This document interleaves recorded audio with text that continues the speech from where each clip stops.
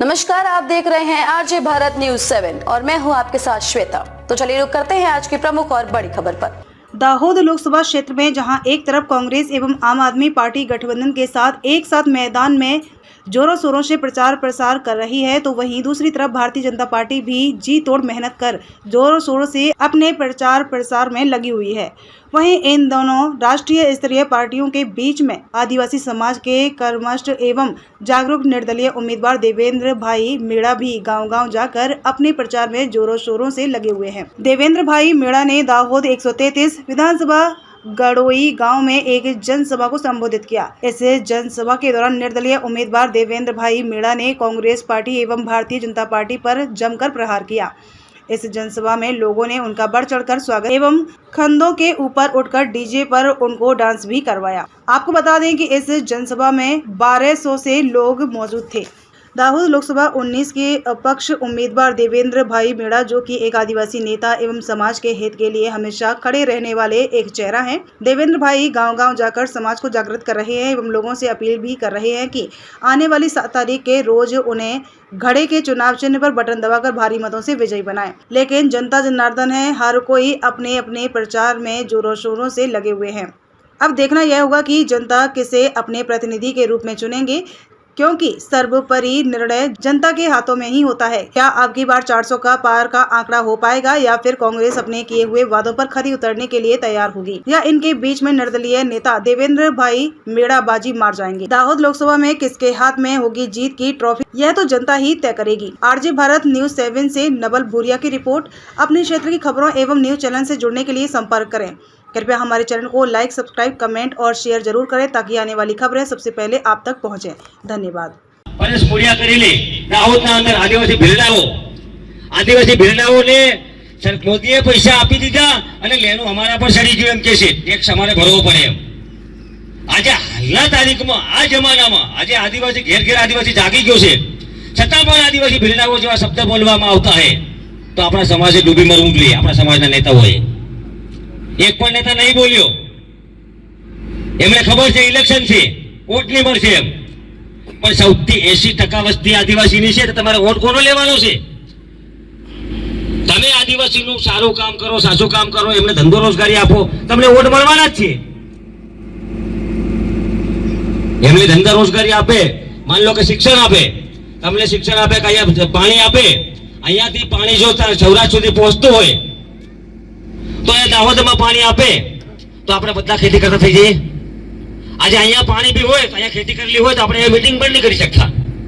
અહીંયા આપણે ખેતી કરતા થઈ જઈએ તો આ લોકોની મોટા મોટા નેતાઓની ઉદ્યોગોની બિલ્ડિંગો કોણ બનાવે? એટલે આ લોકો આપણને પાણી નહીં આપતા। આપણને એમ લાગે પાણી આવતા વાર લાગે, પણ આ લોકો આપણને ગુમરાહ કરે છે। પાણી આપવા અહીંયા પાણી મળ્યું એટલે 100% આપણે ખેતી કરીએ। ખેતી કરીએ એટલે આપણો વિકાસ થવાનો, આપણા બાળકોને અહીંયા ભણાવીએ। ખેતી કરો એટલે તમે બાળકોને ભણાવવાના છો કે આપણા બાળકો શિક્ષણ મળે, પણ શિક્ષણ શિક્ષિત થાય તો સામે થાય, કેમ કે શિક્ષિત થાય એટલે સંવિધાન વાંચતો થાય।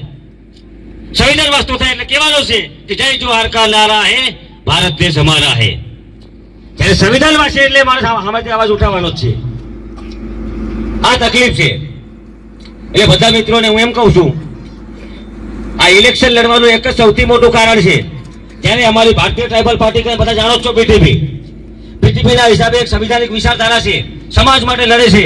એમ કરીને અમે છેલ્લા ઘણા સમયથી બીટીપીના અંદર કામ કરતેલા અને લોકોને ગામડે ગામડે સુધી અમે જાગૃત કર્યા। પણ બીટીપીના અધ્યક્ષ એ જો ભાજપ પાર્ટીમાં જઈને બેસી જતા હોય, બીટીપીના રાષ્ટ્રીય અધ્યક્ષ મહેશભાઈ વસાવા જો ભાજપમાં જઈને બેસી જતો હોય તો એમના સાથે અમારે કોઈ રહેવાની જરૂર નથી, કેમ કે અમે ભાજપના ગુલામ કોઈ ક્યારે નહીં બનવાના। એટલે અમે એવું વિચાર્યું કે ભાજપ પણ આદિવાસીનું હિત નહીં ઈચ્છતી, કોંગ્રેસ પણ આદિવાસીનું હિત નહીં ઈચ્છતી। એટલે અમે વિચાર્યું કે ભાઈ કોંગ્રેસ નહીં ઈચ્છતી, આમ આદમી પાર્ટી નહીં ઈચ્છતી, એટલે અમે બધાએ મળીને એવું વિચાર્યું કે આપણે કેમ કે આદિવાસી સમાજ એટલો નબળો પણ નથી, એટલો ના સમજ પણ નથી કે આદિવાસી સમાજ પોતે પોતાની પાર્ટી પણ બનાવી શકે છે। બનાવી શકે કે નહીં? બધું જ આપણે કરી શકીએ છીએ, તો આપણી પોતાની પાર્ટી આપણે નહીં બનાવી શકીએ? અપક્ષમાં ચૂંટણી લડીને ચૂંટણી જીતી શકીએ છીએ। અહીંયા 80% આદિવાસી વસ્તી છે આદિવાસીની, તો હું કામ બધાની ગુલામી કરું? હું કામ બીજાની પાર્ટીની ગુલામી કરીએ આપણે? ગુલામ જ થઈ ને. કોઈકને કહેવા જઈએ કોંગ્રેસનો હોય, આજે કોંગ્રેસનો હોય તો પેલા ફોરવર્ડ ને પૂછવાનું, એટલે સમજી જાવ, નામ તો નહીં લેવાય મારાથી, બીજાને પૂછવાનું ભાઈ એસટી અનામત સીટ પરથી તું ધારાસભ્ય છે ભાઈ, સાંસદ છે કે તાલુકા સભ્ય, જિલ્લા સભ્ય છે. જ્યારે સમાજની કોઈ વાત આવે, સમાજની કોઈ હેરપંપની હોય, ભોજની હોય, સામાજિક કોઈ વાત હોય, ત્યારે એમણે પૂછવા જઈએ આપણે, તો ત્યારે આપણને એમ કે અમને ફલાણાને પૂછી લેજો ને. અરે યાર, ધારાસભ્ય તને અમે સૂચ્યો છે, અમે વોટ આપ્યા છે, તો બીજાને હું કામ પૂછીએ? મારે વચ્ચે એક કામ હતું, મેં પૂછ્યું ભાઈ આ કામ છે તમે જરા આના વાત કરો, તો કે ના અમને પૂછી લેજો ને. અરે યાર તમે એસટી ના સર્ટિ પર તમે ધારાસભ્ય છો, સાંસદ છો, તાલુકા સભ્ય, જિલ્લા સભ્ય, તમે પૂછવા બીજાને કહો છો. નળમાં પાણી આવે બધાના ઘરે, નળ આર્યા જળ છે નળ યોજના તો ખરી ને, નળ નાખ્યા. મીડિયા વાળા ભાઈ જરા પબ્લિક ના સામે ફેરવો કે નળ કોના કોના ઘરમાં પાણી આવે, કોના જેના ઘરમાં પાણી આવે હાથ ઊંચો કરે, એટલે કોના ઘરમાં નથી આવતું પાણી હાથ ઊંચો કરે. ભરવા જવું પડે ભાઈ, આ પરિસ્થિતિ છે. જવું પડે ત્યાં ભરવા. પાણી નથી આવતો, હું કા જૂઠ બોલો, નથી આવતો. અને હવે બહારના બિલ્ડરો અમુક રાજસ્થાનથી આવી ગયા, અમુક અહીંથી આવી ગયા, જ્યારે ક્યાંથી આવીને પાણી નથી આવતું. તમે વિચાર કરો, અહીંયા આપણો જ રૂપિયો, આદિવાસીનો રૂપિયો ટ્રાઇબલના નામ પર આ જાણે ક્યાંના કોન્ટ્રાક્ટરો, જાણે આ સરકારોના બિલી ભગતો કોન્ટ્રાક્ટરો આવીને આપણા રૂપિયા ખાઈ ગયા, આપણા ઘરમાં પાણી નહીં આવતા. વિચારવાની વાત છે. કહેવાનો મતલબ આ લોકો જળ છે નળ ની વાત કરે, જળ છે પણ નળ નથી, નળ છે જળ નથી, પણ આમાં તો બંને નથી.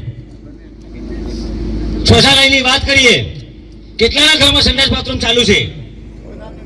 નથી ને. આ વિચારો તમે કે 21,000 કરોડ 21,000 કરોડ રૂપિયાનો મારા દાહોદની આદિવાસી જનતાને હું ભેટમાં આપું છું. અને કાર્યક્રમનું નામ છે આદિવાસી સંમેલન, કેવું કંઈક નામ હતું.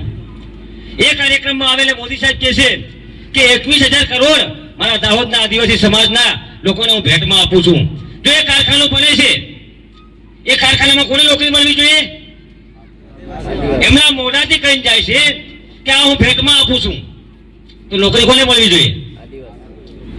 આદિવાસીને, અહીંયાના સ્થાનિકોને. આજે જાણે ક્યાંથી યુપી બિહારથી આવે બધા નોકરી કરી રહ્યા, એટલે મારે બોલવું પડે છે. એટલે મારે આ ઇલેક્શન લડવું પડે છે. જો હું ઇલેક્શન નહોતો લડતો તો હું તમારા સુધી થોડી આવવાનો હતો, અને તમે પણ આ મોટી સંખ્યામાં ભેગા નહીં થતા.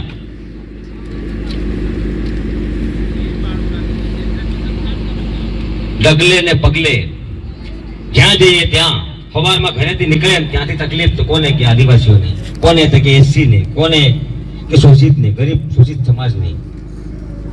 આ લોકો તો મોટી મોટી એસી વાળી ગાડીઓને મસ્તીથી ફરી રહે, એમને કોઈ ફરક પડવાનો? અમુક લોકોને અહીંયા સ્માર્ટ સિટીની વાત કરીએ આપણે. સ્માર્ટ સિટીની અંદર જ્યારે તમે દાહોદ એક અનુસૂચિત 5 વિસ્તારમાં હોય, શેડ્યુલ 5, બરાબર, તો એ વિસ્તારના અંદર નગરપાલિકા ગેરકાયદેસર હોય છે. તો એ સિટીના અંદર હવે એમ કે નગરપાલિકા છે, ચાલો નગરપાલિકા છે આપણે સમજ્યા, હવે નગરપાલિકાને એમ કે સ્માર્ટ સિટી બનાવીએ. હવે સ્માર્ટ સિટી બનાવે એટલે ત્યાં કોણ બનશે? ધારાસભ્ય રહેશે કે શું રહેશે? સ્માર્ટ સિટી બને એટલે ત્યાં મેયર બનશે, બરાબર.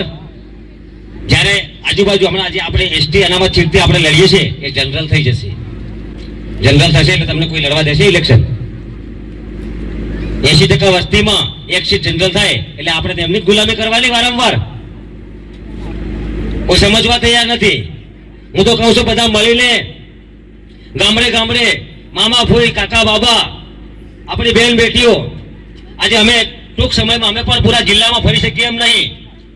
અમે સોશિયલ મીડિયાના માધ્યમથી, આ મીડિયાના મિત્રોના માધ્યમથી, તમારા તમામ મિત્રોના માધ્યમથી આ વાત પહોંચાડવા માંગીએ છીએ કે આજે 19 લોકસભાનું જે ઇલેક્શન હું નહીં આપણે બધા લડવા જઈ રહ્યા છીએ. આમના સામે લડવું એટલે જાતે ઉમેદવાર સમજશું ને કે હું પોતે ઉમેદવાર છું, તે દિવસે આ લોકોને આપણે અંપાવીશું.